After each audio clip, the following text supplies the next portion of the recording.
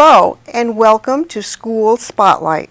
My name is Kathy Yaffa and I'm here today in the BevCamp studio with Dr. Albert Argenziano, who is currently the Interim Superintendent of Schools here in Beverly. Welcome, Dr. Argenziano. Thank you so much for being here Kathy. Today. My pleasure. For our very first segment of School Spotlight. Let's hope we have more. We will. You have quite an extensive and impressive background. I have to admit, I looked at your resume and it was like, wow, why don't we hire this guy for our superintendent? He has so much experience. Could you maybe highlight for us a few of the things that you have done that you think are most relevant to the job you're doing here in Beverly right now?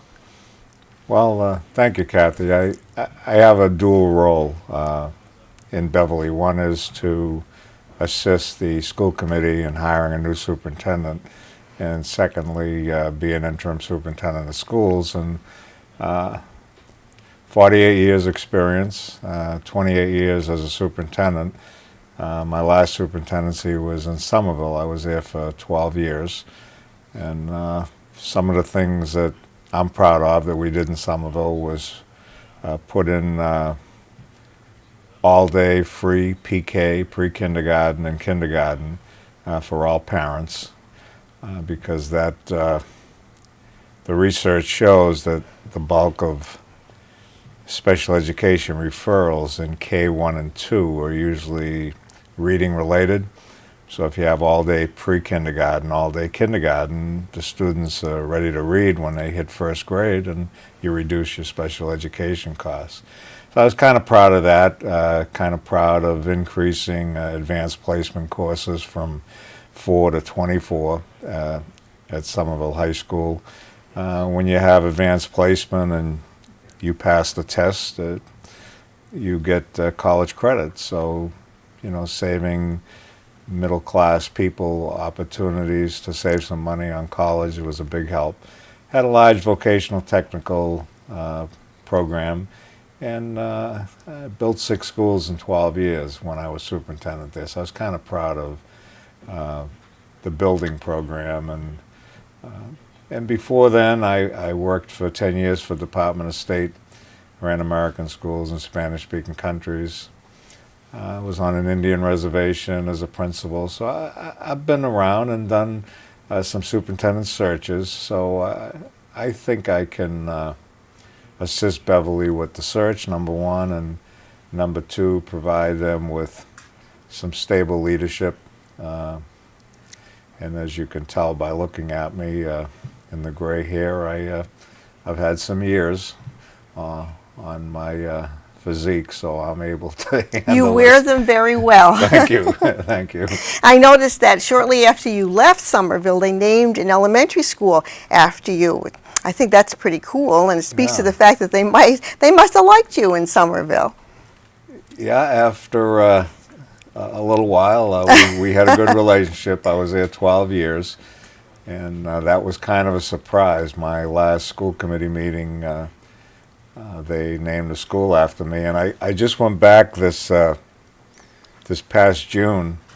The school that they named after me, the first group, they're called the Fab 40 because they finished 40th in the state on MCAS test. And 2 days ago, a couple of teachers sent me an email telling me the Fab 40 is now the Fab 36. Wow. Because they did better.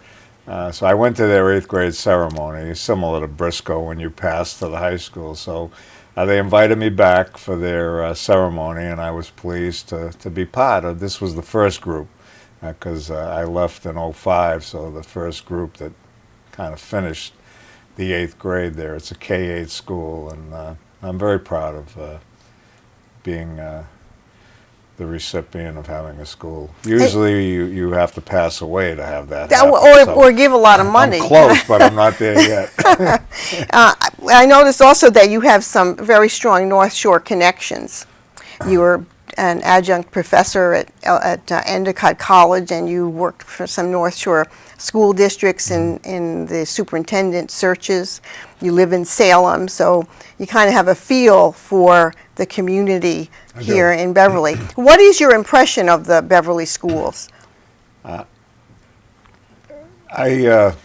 had talked to probably 3 dozen candidates for the job, and I tell them the same thing, so I'm kind of proud of what I say to them, is that the Beverly Public Schools have 5 elementary schools that have all been rehabbed, solid infrastructure, solid principals, solid programs. You have a new high school, and this Wednesday we'll be going into school building assistance along with the mayor, and they're recommending that we get a new Briscoe. So when you have that type of program with that type of principals running our schools and programs, if I was 50 years old, I'd crawl over the bridge from Salem for this job. This is a wonderful job, wonderful people, and it's a great system. You know, my mom grew up in Salem, so I spent a lot of my early years and holidays in Salem, and cousins married people in Beverly and vice versa. So I've been, even though I've traveled all over the world, I have been a part of the Salem-Beverly area since the early 50s. So that's over 60 years that I've been involved with these 2 communities. So I think it's a wonderful community, wonderful job, and I'd highly recommend this for anybody who wants to be a full-time superintendent, and kind of embarrassed that I'm not 50, because if I was 50, I'd stay. Maybe you can explain to us, excuse me, exactly what is the job description for interim superintendent, that part of the job. Are you going to start any initiatives of any kind, or I know you're helping with the search for the next superintendent, but as superintendent right now, what does that job entail? Do you have a contract for a specific period of time, or how do you see that role? My work ethic and personality forces me to almost like forget about the title interim. And the job was a 6-month job. And if in fact none of the because we'll be hiring a new superintendent the first week in December, but because of where they're coming from, they may have to give 30, 60, 90, 120, 180-day notice, so they may not be able to come till July 1st. So that if that's the case, I would stay an additional 6 months, January to June, and finish out the year. The initiatives that, other than hiring a new superintendent, I'm putting together a technology plan that I'd like to spread out over 5 years so we can upgrade technology, hardware, and software in all of our schools. I mean, the high school was built in 2011, but in 2016 or 2017, we're going to have to replace much of our hardware and software. So why not have a plan? So I'm involved with a technology plan. I'm thoroughly involved with the new Briscoe, getting the educational specifications and feasibility studies ready. So interim is you basically are keeping the ship afloat, doing everything necessary that a superintendent does. The whole summer was spent hiring. We hired over 50 new people this summer. So we were hiring, we were interviewing, and then, you know, your normal day-to-day routine. But I don't plan on just sitting. My personality forces me to be involved, getting out into the buildings and working with the people who work there, and make this a viable place while I'm here. Now, last June, both the superintendent and the assistant superintendent retired. So what's happened with the assistant superintendent's position? The assistant superintendent position, I would like to have the new full-time superintendent select his or her own assistant superintendent. I didn't think it was fair for me to, as a one-year person, hire someone and then that person, they may get a 3-year contract. So I'd rather leave that to the new superintendent. So what I did was people like myself, service contracts, short-term, semi-retired, retired people, can save some money and just keep that position afloat. And the main responsibilities are writing grants that total almost $3 million, doing the curriculum instruction assessment evaluation piece. And it's easier to have two semi-retired or retired people doing it. It saves money, number one, but number two, the new superintendent coming in can pick his or her own. That's the way it's supposed to be. You know, it's a level of fairness. I shouldn't be picking someone that's going to work here 3 years, whether you like, dislike. It's your call. The new person should pick their own assistant. So the position's there. I'm just keeping that seat warm until a new person comes. And out of the people I've interviewed, I want to say probably 80% of them can come January, February. And then there are some that have made a commitment through June 30th where they are, and they can't come till July 1. So whoever the school committee selects, I'll leave in February, April, March, June, whatever they want me to do, I'll do. So it's the interim position is, I have to do the same thing if there was no interim title. By law in Massachusetts, every city and town needs a superintendent of schools, so I'm there for the time being. Well, we're glad that you are. Thank you. Thank Maybe you. you can tell us what's happening with the middle school. There's been some press about things going on right now. It sounds exciting. Yeah, the Director of School Building Assistance for the Commonwealth of Massachusetts will be recommending Briscoe be funded this coming Wednesday. The mayor, the chairman of the school committee, and myself will be going into the office for a 10 o'clock meeting this coming Wednesday, and once that's approved, then we begin the process, which may take 2.5 to 3 years. You need to do a feasibility study, which is done by an architect. In that feasibility study is you put together the educational specifications, which is the program, square footage allotment to run a school, and the idea is to move the 5th grades from all of our PK through 5 schools because the growth is in our early years. So we would be designing a middle school with a 5 and 6 and a 7, 8, 2 separate houses, and they would only come together to eat and to use the cafeteria and gymnasium. The idea is to keep the 10-year-olds away from the 14-year-olds so that the 5 and 6 are in one house and 7 or 8. So that's a bigger building. And the idea is to put it on the Memorial School site, which is a much larger site than the present Briscoe.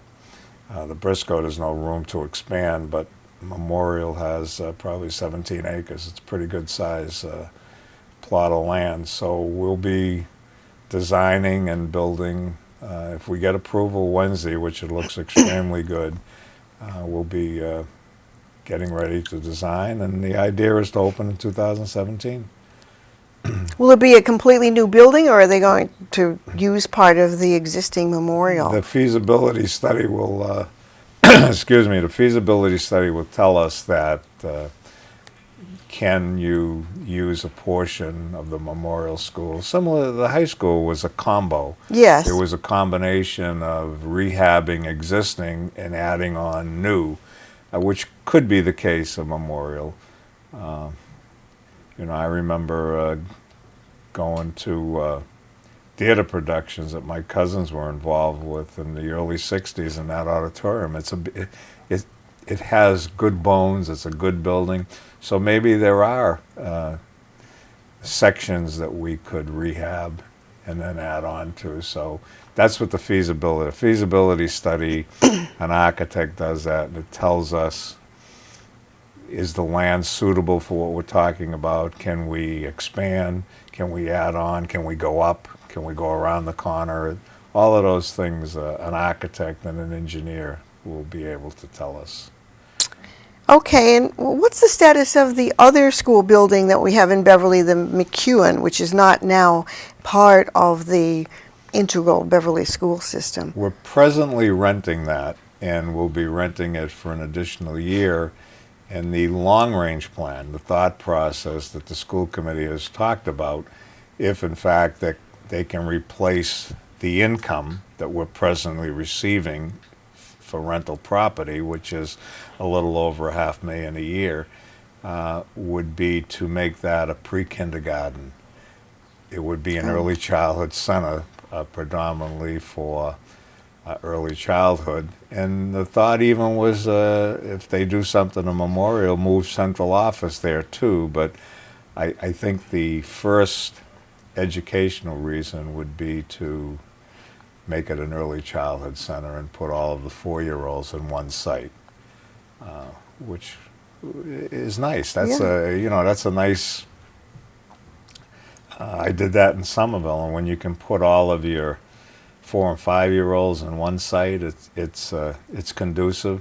It provides us teaching staff and paraprofessionals the opportunity to work on one line, and you're not sharing space with older kids or younger kids. So that's the idea. The idea is to make it into an early childhood center. How is the pre-K set up now?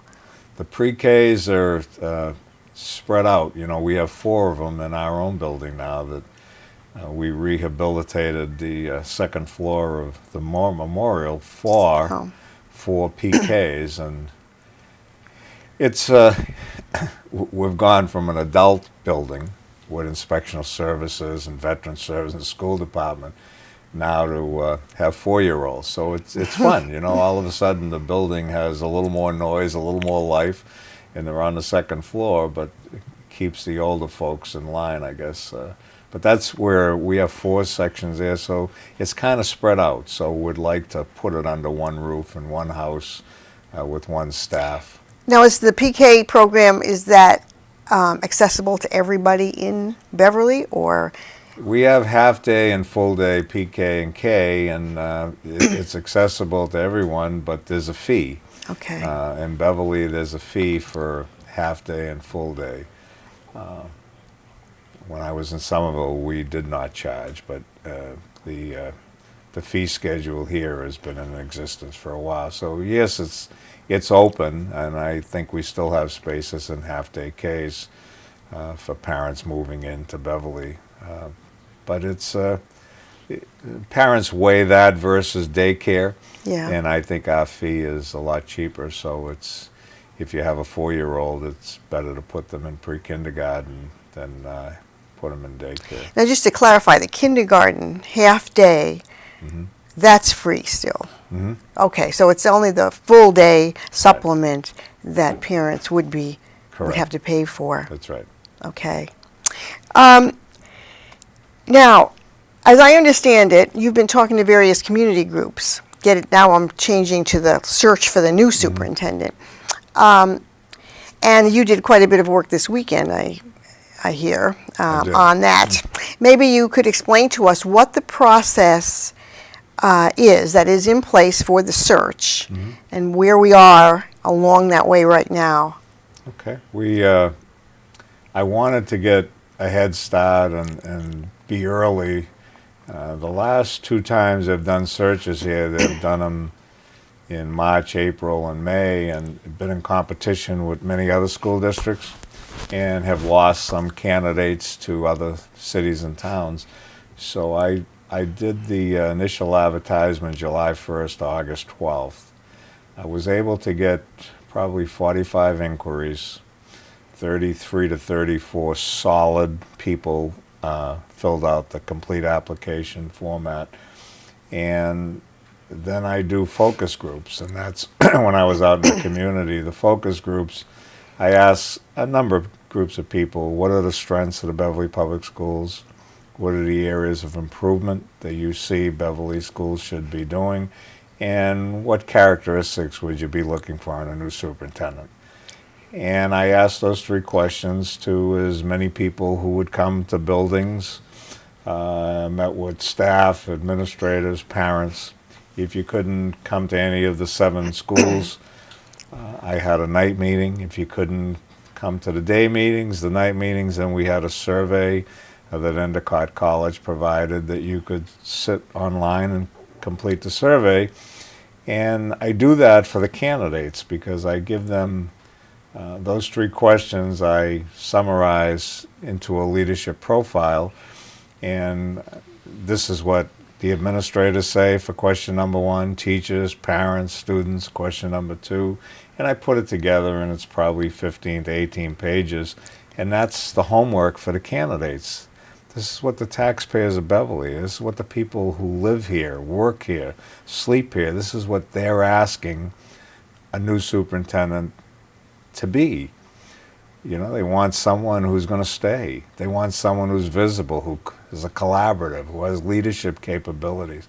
So if you read what the people are saying and you come for the interview, if you didn't read it, shame on you. And why would we hire you? So I do the profile and I do the survey for the candidates. So this weekend, I interviewed all day Friday, Saturday, and Sunday, and have narrowed the field from 16 to 9.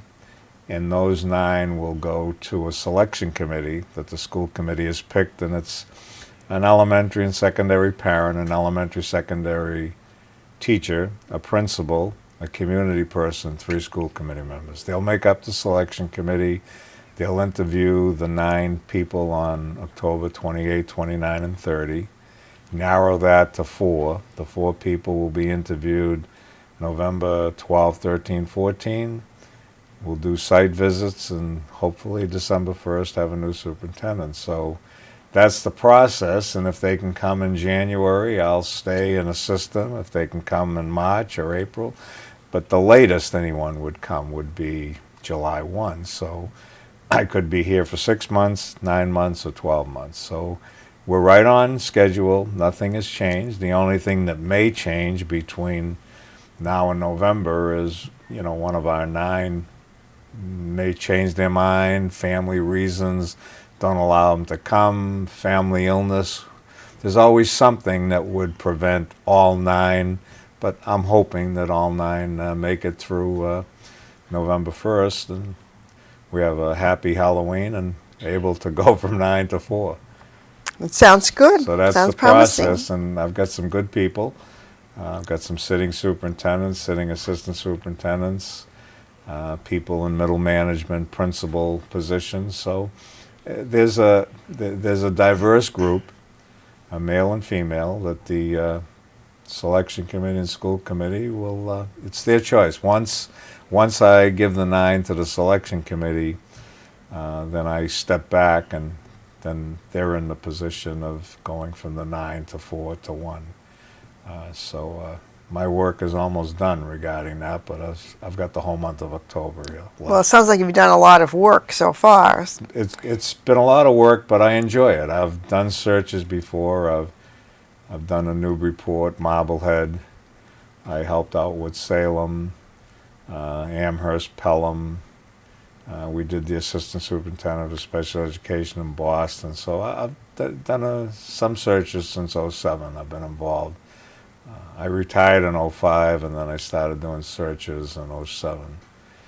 But obviously, sitting here, I'm still not fully retired. That's right.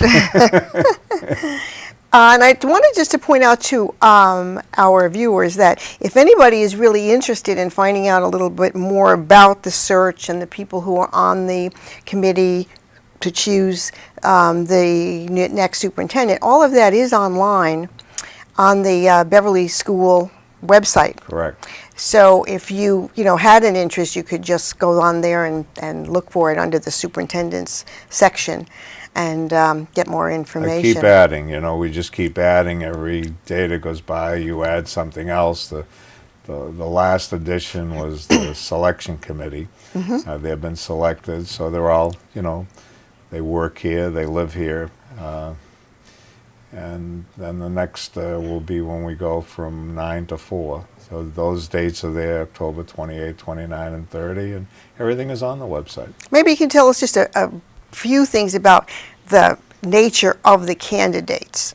Whether did all of them come to you from responses to the ad that you ran? Not really. It's, 20 years ago, you used to have a pool of candidates. It involves an awful lot of phone calls, an awful lot of emails. You go after people who are presently working, and you You're a convince headhunter. them. That's right. So you convince them that Beverly is something to look at. Look at our website, look at our programs, talk to people, see what you think. So it was that whole month of July, talking to I probably talked to close to 40, 45, 48 people. And I was able to convince 33 to apply. We've got it down to 16. And this weekend, I'm pretty sure I've got the 9 I'm looking for to present the selection committee. And they're varied. We probably have 5 or 6 states represented. We have very experienced superintendents to very little experience as a superintendent, but strong experience as assistant superintendents, middle management, principals, young, eager, want to professionally advance.